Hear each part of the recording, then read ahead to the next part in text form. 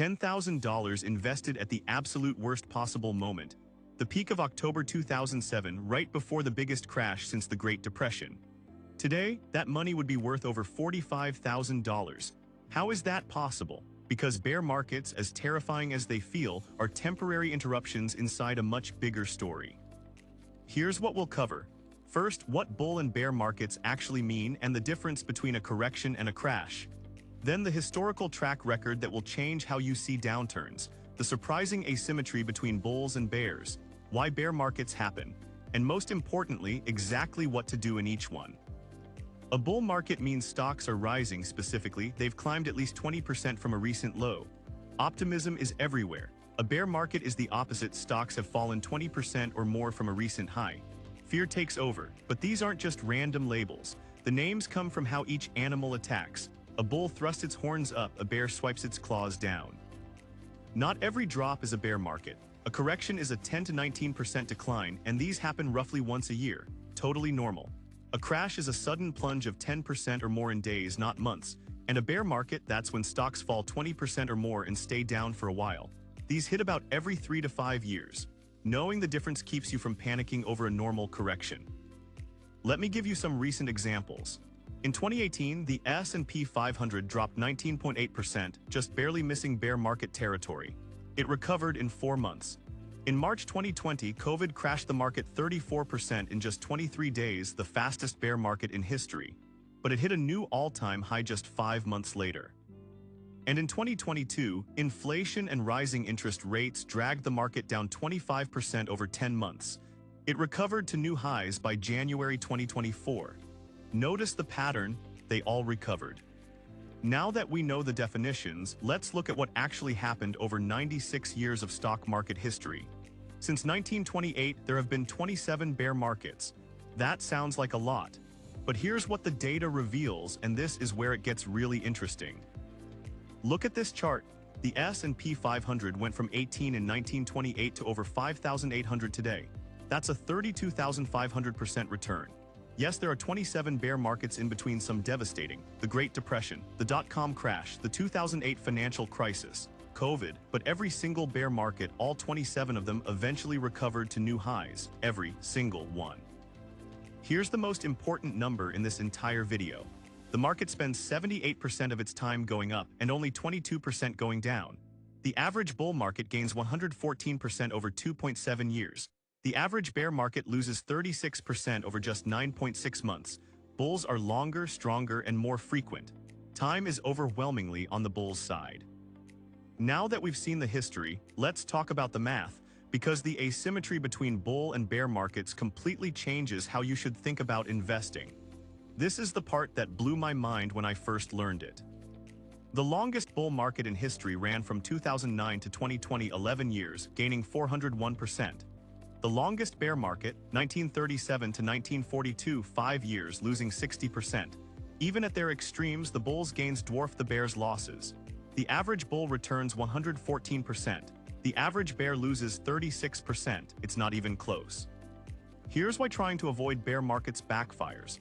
If you stayed invested in the S&P 500 for the last 20 years, you earned 100% of the gains. Miss just the 10 best days, you lost half your return. Miss the 20 best, down to 30%. Miss 30 best days, only 17% left. And here's the kicker: 7 of the 10 best days in the market happen during bear markets. Sell to avoid the pain, and you miss the biggest recovery days. So if the market always recovers, why do bear markets happen in the first place? There are 4 main triggers, and understanding them actually makes downturns less scary, because they're a natural, even healthy, part of how markets work. Number 1, recessions. When the economy shrinks, companies earn less and stocks follow. Number 2, aggressive rate hikes. When the Fed raises interest rates to fight inflation, borrowing gets expensive and stock valuations drop. That's exactly what happened in 2022. Number 3, bubbles popping. The dot-com bubble, the housing bubble. When prices get way ahead of reality, they eventually snap back. And number 4, black swan events, pandemics, wars, geopolitical shocks nobody saw coming. Here's a perspective shift. Bear markets are reset buttons. When stocks get overvalued, prices running ahead of actual earnings, a bear market brings them back to reality. And after that reset, you get to buy the same great companies at discount prices.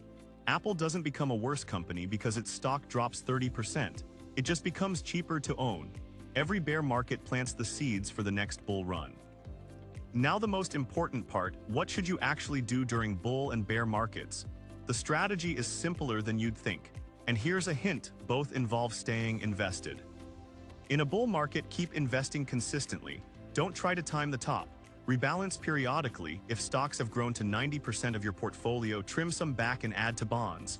And whatever you do, don't get greedy. No leverage, no FOMO buying at peaks. The biggest danger in a bull market isn't losing money, it's getting overconfident. In a bear market, this is where fortunes are made. Keep buying. Dollar cost averaging into a falling market means you're getting more shares for less money. Do not panic sell. A paper loss only becomes a real loss if you sell. Remember, you only lose money when you click that sell button. And stay diversified. An S&P 500 index fund means if one company struggles, 499 others have your back.